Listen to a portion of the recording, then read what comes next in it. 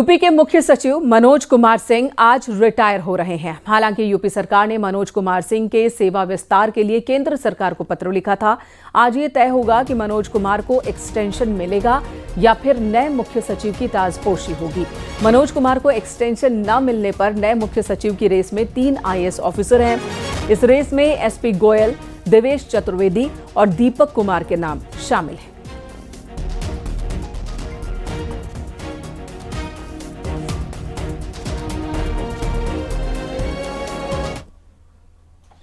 और अब खबर सहारनपुर से। देवबंद में इस्लामी तालीम के प्रमुख केंद्र दारुल उलूम प्रशासन ने एक बार फिर संस्था में महिलाओं के प्रवेश को वर्जित करार दिया।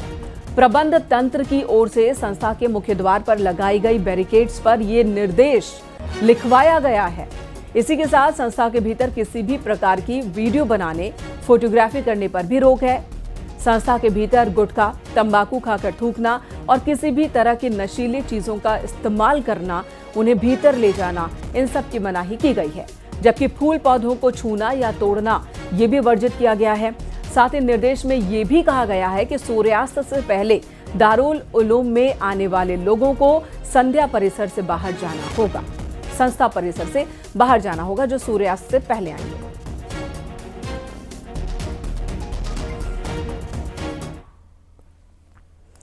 यूपी में जनगणना की तैयारियां जोरों पर शुरू कर दी गई हैं। प्रदेश में 1 फरवरी से 28 फरवरी तक 2027 तक जनगणना होगी। जनगणना का फॉर्मूला तय कर लिया गया है। अधिकारियों की जिम्मेदारी भी तय कर दी गई है। किसे क्या जिम्मेदारी मिली है, आपको इस रिपोर्ट में दिखाते हैं।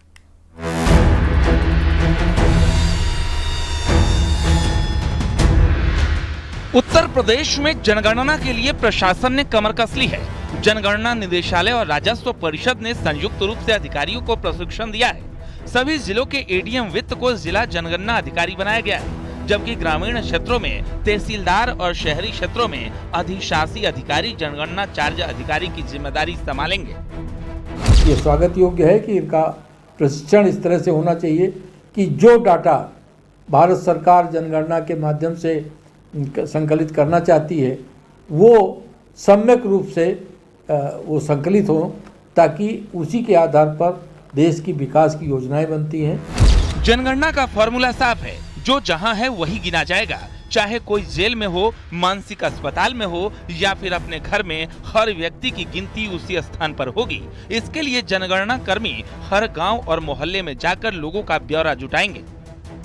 अभी जो सरकार ने निर्देश दिए हैं कि जो जहां है वहीं उसकी वहीं उसकी जनगणना होगी, यानी वो अपने सेंसस में उसका रिकॉर्ड वहीं से मेंटेन हो जाएगा। अगर कोई व्यक्ति मान लीजिए किसी दूसरे शहर का है और लखनऊ में रह रहा है तो उसकी लखनऊ में गणना होगी। अगर कोई गोरखपुर का व्यक्ति है और दिल्ली में रह रहा है तो दिल्ली में उसकी गणना हो जाएगी।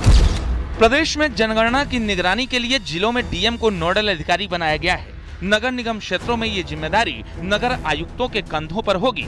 जहां नगर निगम नहीं है वहां DM ही शहरी और ग्रामीण दोनों क्षेत्रों के लिए नोडल अफसर होंगे। 31 दिसंबर 2025 तक प्रदेश के सभी परिवारों का चिन्हांकन पूरा कर लिया जाएगा। साथ ही जनगणना कर्मियों की ड्यूटी भी तय हो जाएगी। अधिकारियों को वीडियो कॉन्फ्रेंसिंग के जरिए नियमों और प्रक्रिया की विस्तृत जानकारी दी गई है, ताकि गणना में कोई चूक न हो। उत्तर प्रदेश सरकार जनगणना को लेकर काफ़ी गंभीर है और लगातार जनगणना बेहतर तरीके से उत्तर प्रदेश में की जाए उसकी तैयारी पहले से ही शुरू कर चुकी है। कैमरामैन मनोज शाही के साथ संकेत मिश्रा, न्यूज़ 18 लखनऊ।